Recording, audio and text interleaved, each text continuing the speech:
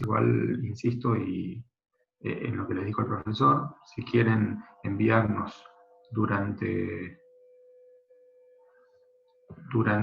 las vacaciones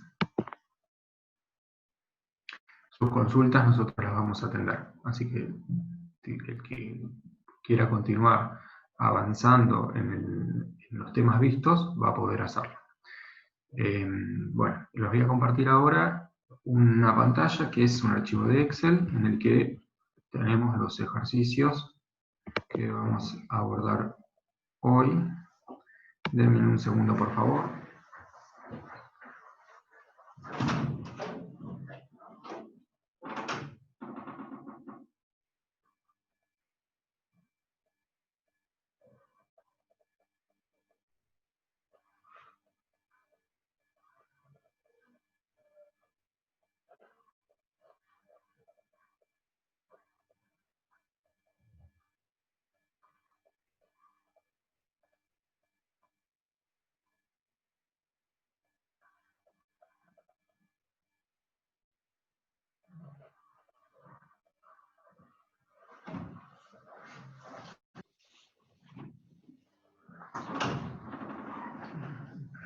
Bueno, vamos a ver. Sí, perfecto. Ahora puedo compartir la pantalla. Vamos a revisar los ejercicios 51 a 56 de ahí.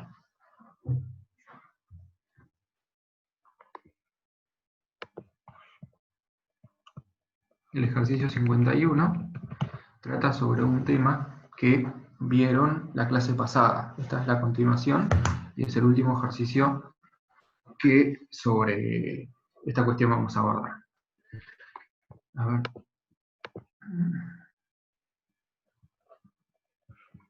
Perfecto. Este es el ejercicio 51.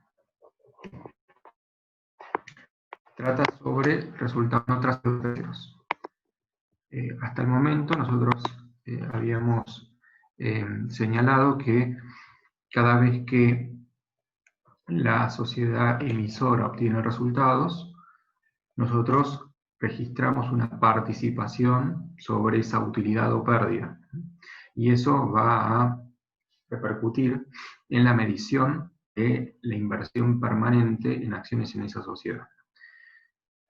Lo que hicimos en primer término es tomar directamente el resultado del ejercicio y luego corregir, ¿sí?, la apropiación de ese resultado de acuerdo a mayores valores que la entidad inversora en su momento reconoció cuando incorporó ese bien al activo. Entonces lo que hacíamos era ver si debíamos dar de baja total o parcialmente el mayor valor de, por ejemplo, bienes de uso, o registrar una depreciación de un mayor valor de un bien de uso, perdón. Dar de baja totalmente o parcialmente un mayor valor sobre un bien de cambio, o registrar una depreciación por un mayor valor de un bien de uso. Eso les quería decir. Esos ejercicios ya los vimos. Ahora nos falta revisar algunos ejercicios en los que lo que tenemos que considerar es qué pasa cuando existen operaciones entre las empresas emisora e inversora. Esas operaciones pueden consistir en resultados recíprocos desde el mismo momento en que la operación se realiza, o bien pueden ser resultados para una sociedad que quedan incorporados en los activos de la otra, ¿sí? Entonces, algunas de esas situaciones ya las abordaron con Sebastián en la clase anterior. Ahora lo que vamos a hacer es retomar el último ejercicio, donde existen este tipo de operaciones, y vamos a ver de qué manera lo tenemos que trabajar contablemente. El ejercicio 51 nos dice que la empresa inversora posee el 80% de las acciones de emisora sociedad anónima. Esas acciones que posee inversoras son acciones ordinarias. Todas estas acciones, dice el enunciado, que otorgan derecho a un voto por acción.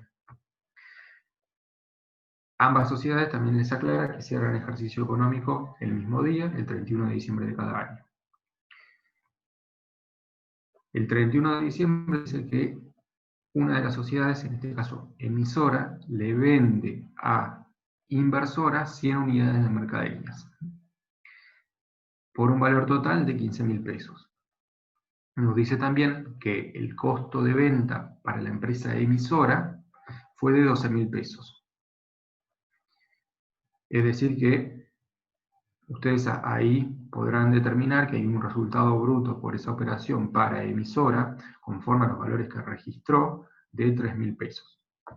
Esos 3.000 pesos de producto de la operación entre estas sociedades que están vinculadas, económicamente están incorporados en el resultado del ejercicio de la empresa emisora. Dice que inversora, ¿sí?, quien compró esas mercaderías, mantiene a esa fecha, ¿sí?, todas las unidades, es decir, que el 100% de las mercaderías que le compró inversora emisora las mantiene en el patrimonio. Y dice que las mide a valores corrientes, determinados, dice, sobre la base de operaciones realizadas con terceros. Y esas mediciones de 14.000 pesos.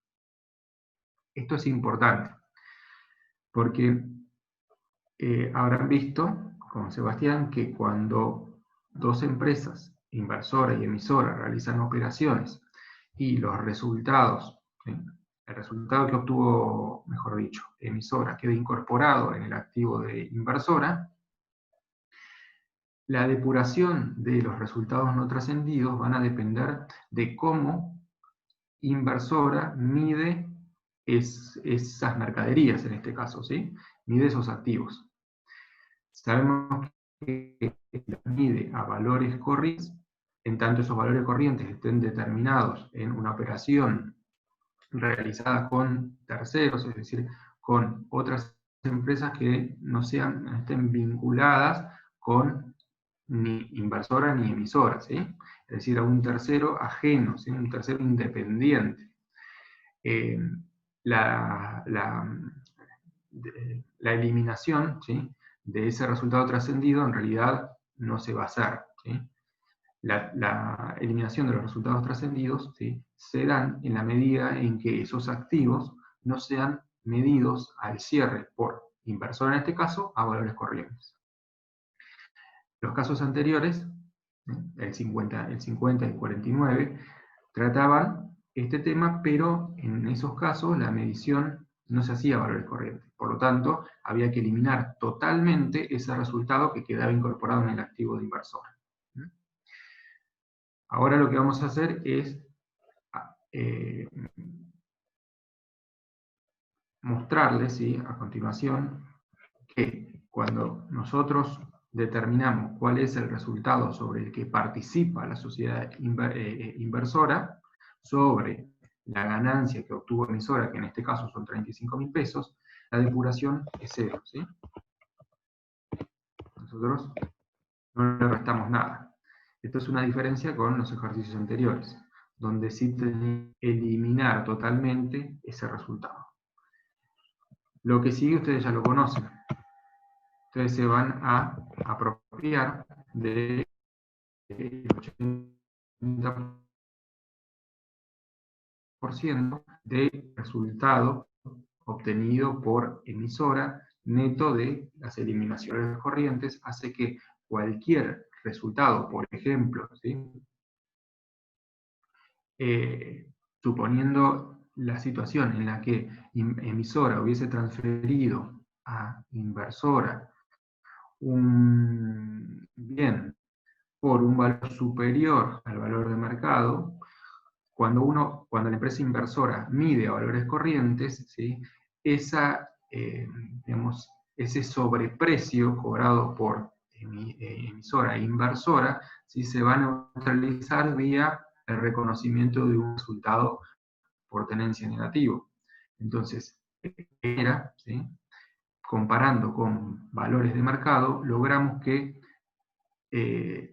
evitar el reconocimiento de resultados ficticios producto de operaciones entre sociedades que se encuentren vinculadas económicamente. En este caso, una que controla a la otra. El reconocimiento, ¿sí?, de esta participación en el resultado se realiza del mismo modo. Nosotros tenemos que registrar un resultado positivo que para lo que acreditamos la cuenta de resultado de inversión emisora BPP por 28.000 pesos y debitamos la cuenta de inversión BPP, dado que esta variación patrimonial, este cambio en el patrimonio neto de emisora, lo que hace es incrementar el valor de la inversión. Recuerden que cuando definíamos el método, decíamos que el método del valor proporcional va a reconocer la participación que tiene inversora sobre el resultado de emisora. Es decir, que el valor, ¿sí?, de esta inversión se va a determinar en función de el patrimonio, va a estar en relación con el valor del patrimonio neto de la sociedad emisora. Cada vez que ese patrimonio neto sufra cambios, habíamos hablado de cambios que afecten la cuantía de ese patrimonio neto y otros que solo afectan la composición pero no la cuantía, todo es repercutir en la medición de la inversión. Los que cambien la cuantía van a afectar la medición de esa inversión. Uno de los casos que analizamos es este, cuando la entidad obtiene un resultado, una ganancia, una pérdida, producto del desarrollo de su actividad, ¿sí? Esa es una de las causas que aumenta o disminuye el patrimonio neto de la sociedad emisora y por lo tanto nosotros debemos reflejar ese resultado, siguiendo el criterio de devengado, en los libros de inversora, ¿sí? Modificamos el valor de esa inversión. Hay otros cambios, dijimos que no alteran esa cuantía, por ejemplo, una capitalización de utilidades, ¿sí?, no va a afectar el patrimonio neto de emisora y tampoco el valor de la inversión, ¿sí? Van a ustedes recibir más acciones como empresa inversora, cuyo valor patrimonial por acción va a ser inferior. Pero la medición de la inversión no se ve afectada por esa decisión que tomó la Asamblea, ¿sí? Eso como para refrescar. Lo que hicimos acá es simplemente reconocer la participación de la inversora sobre los resultados de emisora, considerando que si existen operaciones entre emisora e inversora, entre los integrantes de ese grupo económico, lo que nosotros tenemos que hacer es, en ciertos casos, depurar y en otros no. Depuramos valores corrientes y esa depuración, a la que llamamos eliminación, debe hacerse por la totalidad del resultado, no trascendido, ¿sí? Eliminamos el 100%. Bien, acá lo que les vamos a mostrar es un esquemita donde lo que hacemos es graficamos la operación. Emisora le vendió 100 unidades de mercadería a la empresa inversora por 15.000 pesos. El costo que registró emisora en sus libros es de 12.000. Por lo tanto, dentro de esta utilidad de 35.000 pesos, se encuentra incorporado el resultado bruto de 3.000 pesos de la operación entre las dos sociedades. ¿Qué ocurre? Sobre esos 3.000 pesos, inversora va a reconocer su participación, ¿sí? Recuerden que acá tomamos 35.000 pesos. Cuando calculamos el 80% de los 35.000, también estamos calculando los 3.000. Nos dice que inversora mantiene la ganancia que le compró de mercaderías que le compró a emisora en el patrimonio a la fecha de la medición. Pero nos aclara que se midió a valores, por lo tanto, cualquier, ¿sí?, resultado emisora, ¿sí?, que va a estar reflejado acá, va a tener su correspondiente ajuste cuando inversora mida, ¿sí?, o remida esa partida a valores corrientes, ¿sí?, neutralizando cualquier resultado reconocido en más o en menos por la sociedad emisora, producto de esta operación.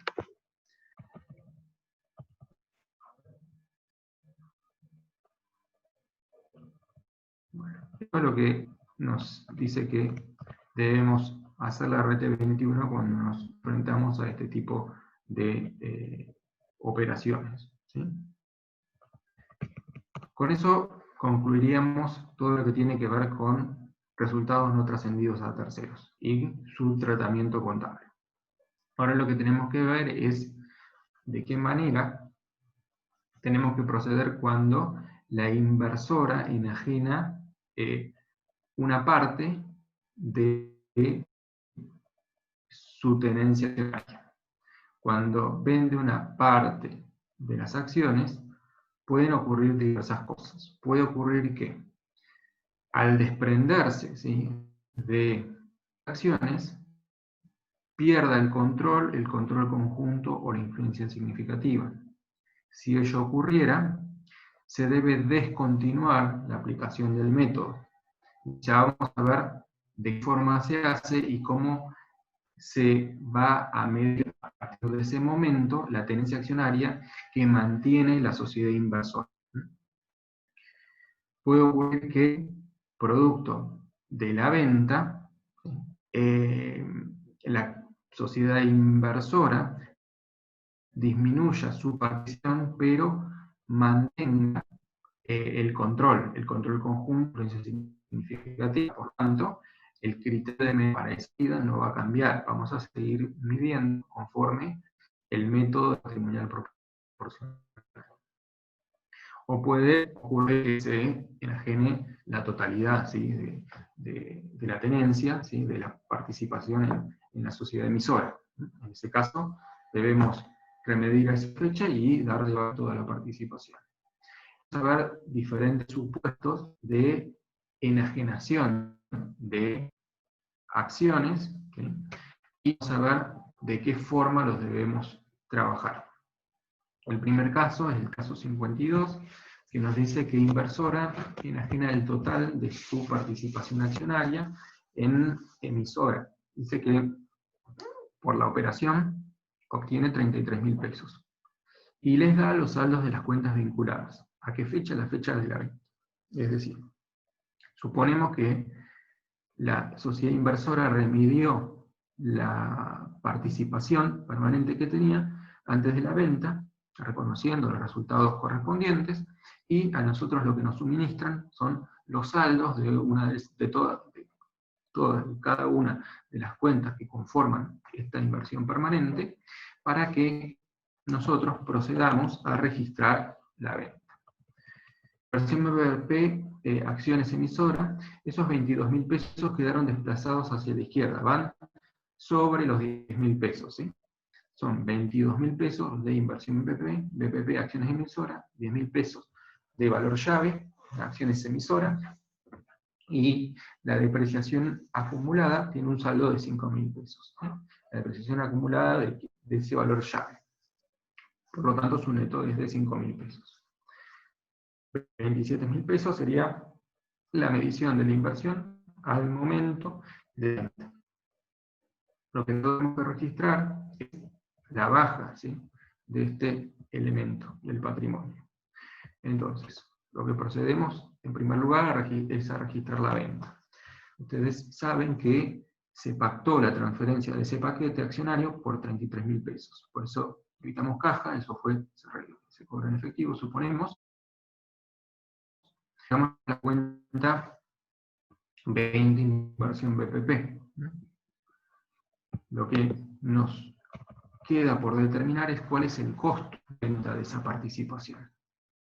Para determinarlo, lo que tenemos que hacer es simplemente dar de baja a todos los activos, a todas las cuentas que representan la inversión en esta sociedad, en emisora.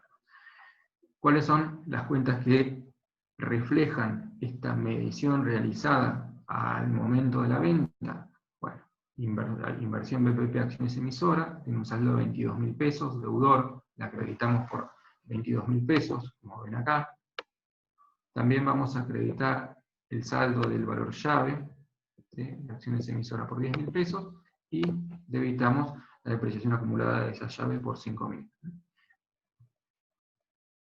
Esa medición al momento de la venta va a constituir el costo, ¿sí?, de la enajenación de estas acciones, que es 27.000 pesos.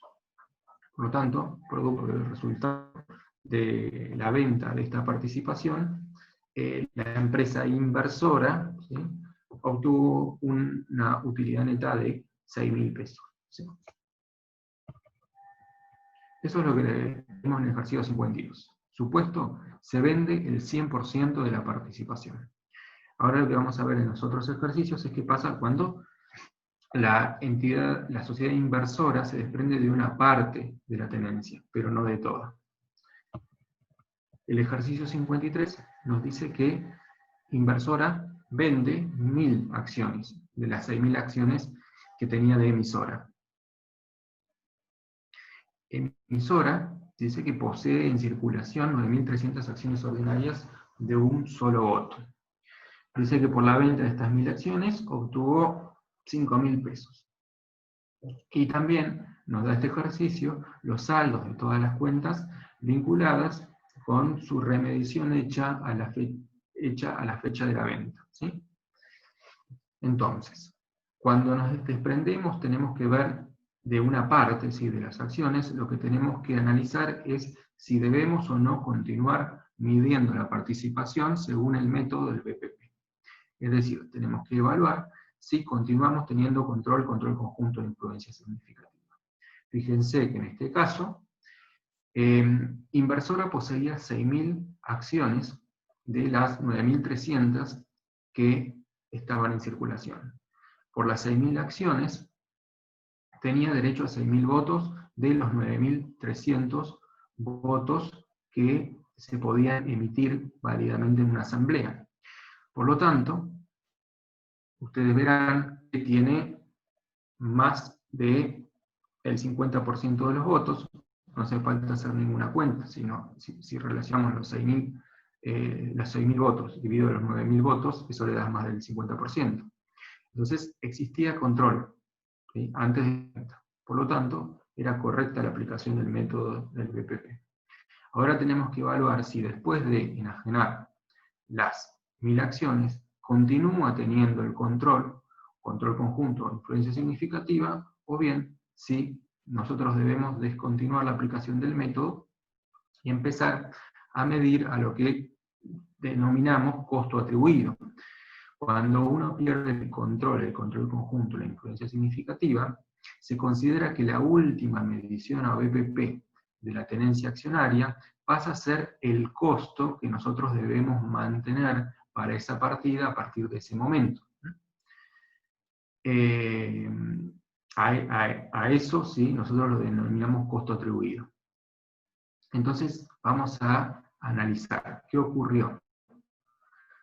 De las 6.000 acciones, nos vamos a 5.000, porque vendimos 1.000.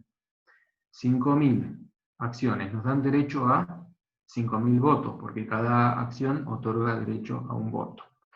Ahora tenemos 5.000, voy a hacer la cuenta, para que todos lo vean claramente, 5.000 dividido 9.300,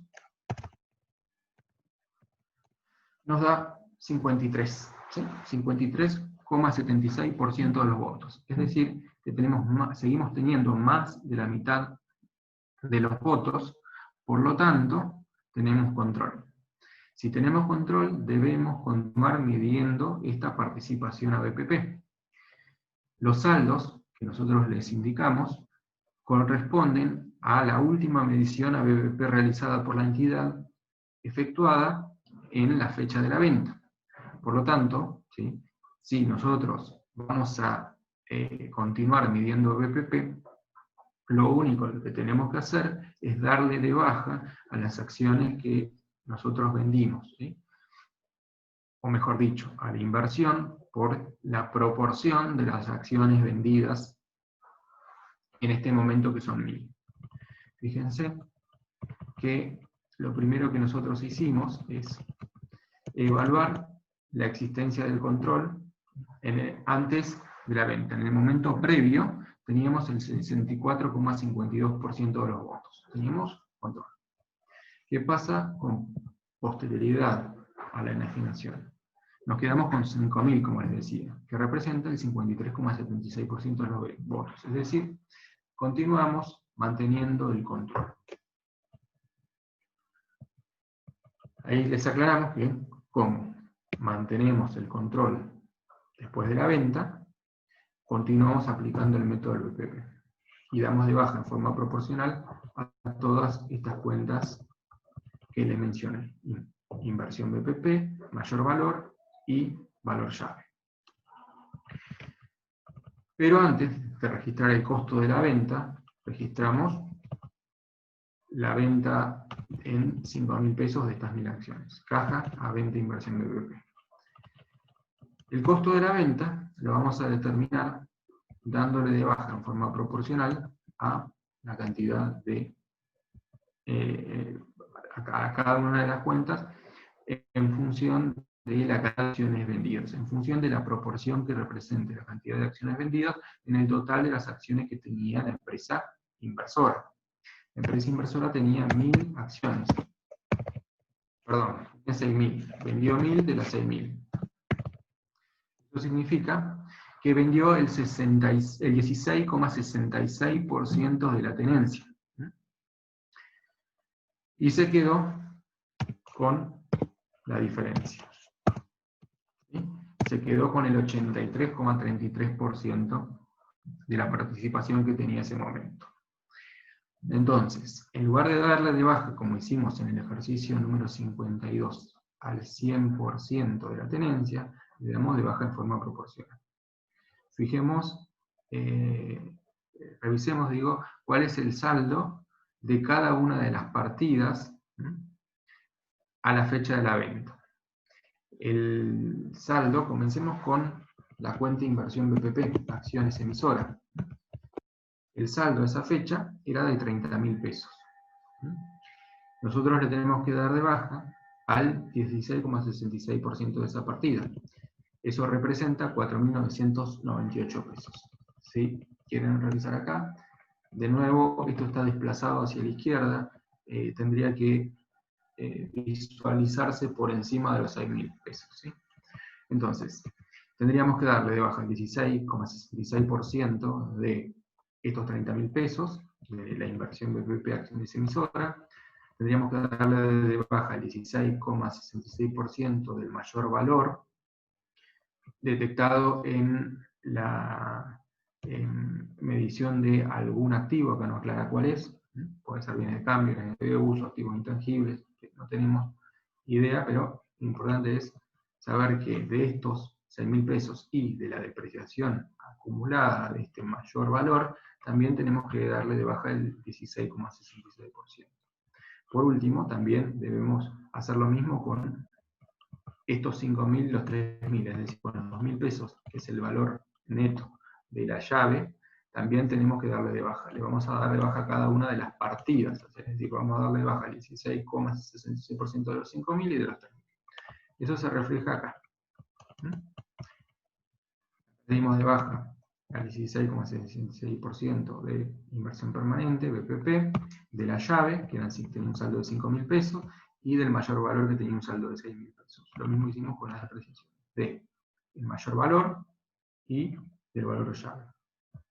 El neto, ¿sí?, de estas partidas, ¿sí?, y de estas otras que están en el debe, nos da 5.997,60.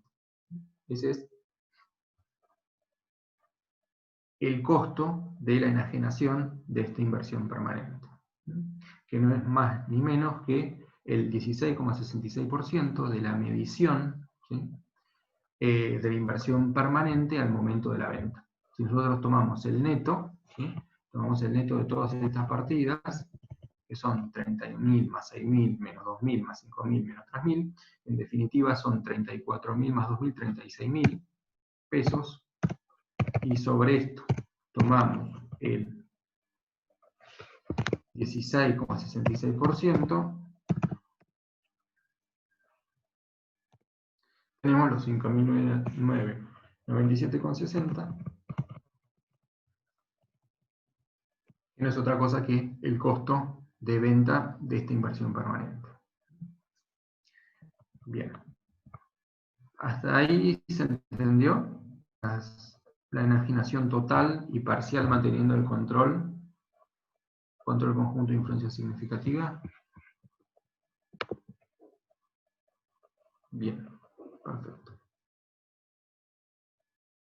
Bueno, entonces, vamos a ver otro supuesto en el que lo que se hace es enajenar una proporción tal de la participación que nos deja sin control, que era lo que teníamos hasta ese momento. Pero la proporción que mantenemos no nos da control conjunto y no nos da influencia significativa. Por lo tanto, a partir de ese momento debemos descontinuar la aplicación del método.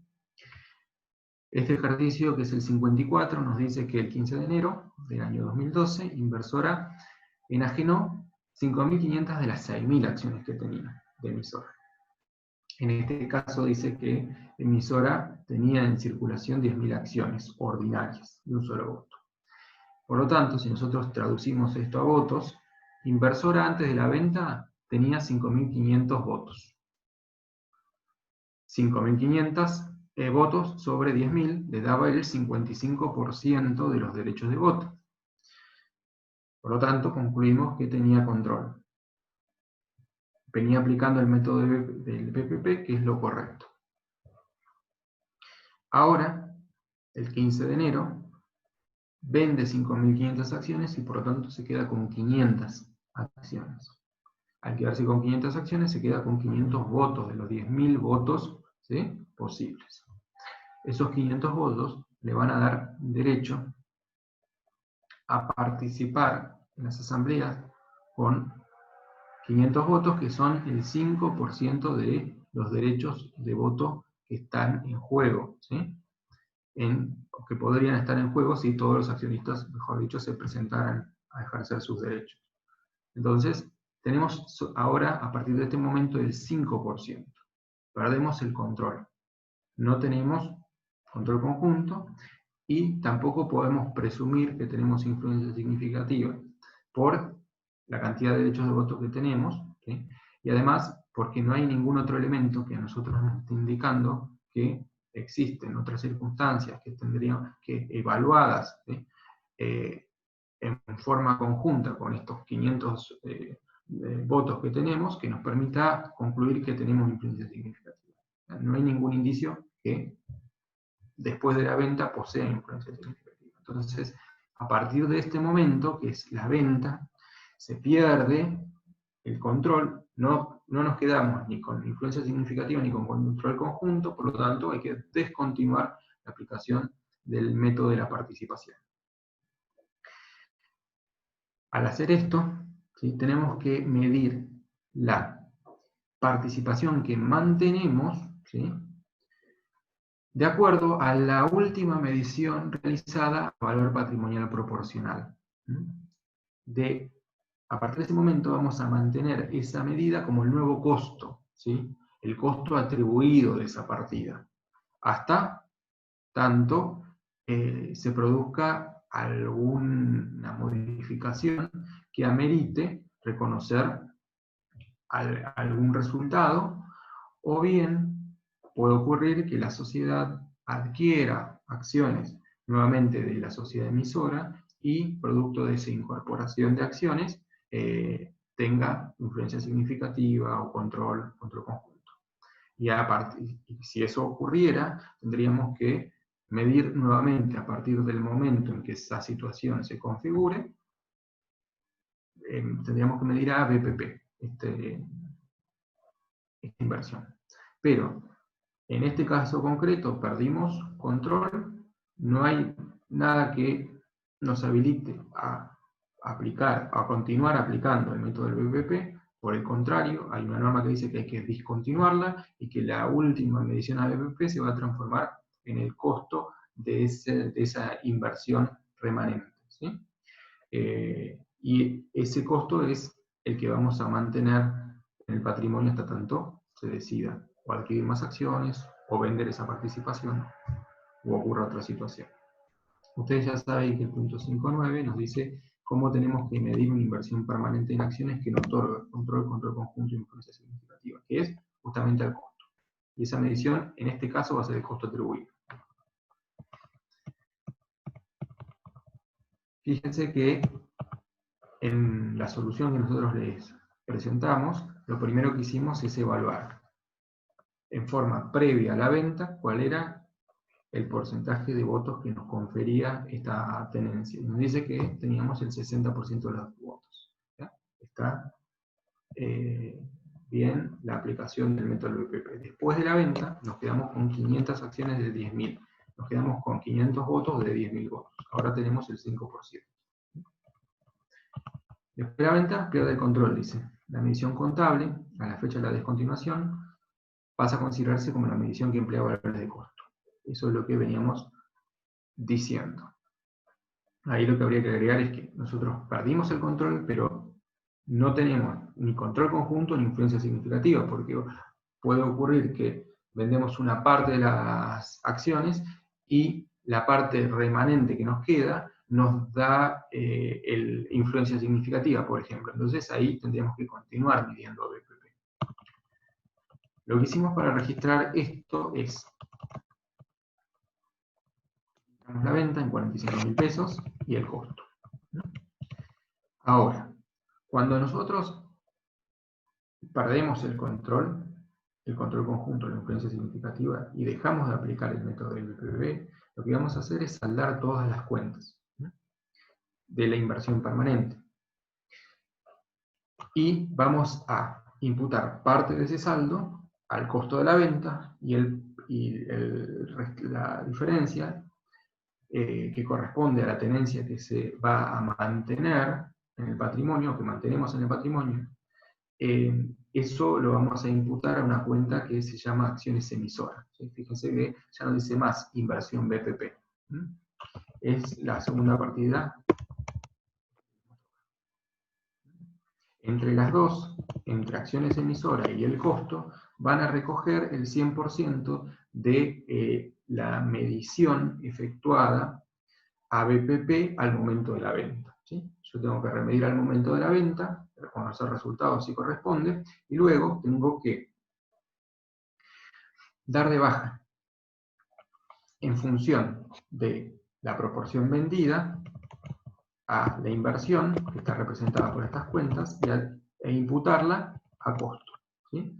Y por la parte que mantenemos en el patrimonio, ¿sí? Lo imputamos a la cuenta acciones emisoras. Fíjense que abajo nosotros hacemos mostrarles. En primer lugar, ¿cuál es la medición de la inversión antes de la venta? Es de 45.500 pesos. Esos 45.000 pesos es el neto de todas esas cuentas. La suma de inversión BPP, valor llave positivo y mayor valor, menos las depreciaciones acumuladas de mayor valor y la llave.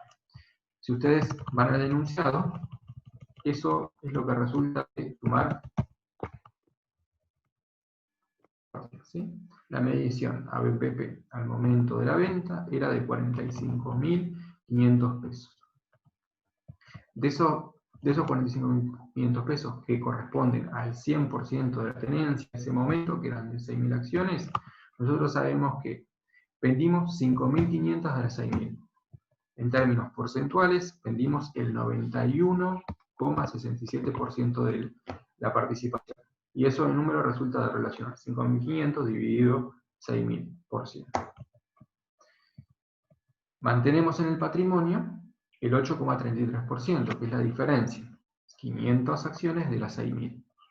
De esa forma, distribuimos el 100% de la tenencia. Parte va a costo y parte es la medición que le vamos a asignar a partir de ese momento a las acciones que mantiene el inversor. Entonces, de los 45.500, el 91,67% de la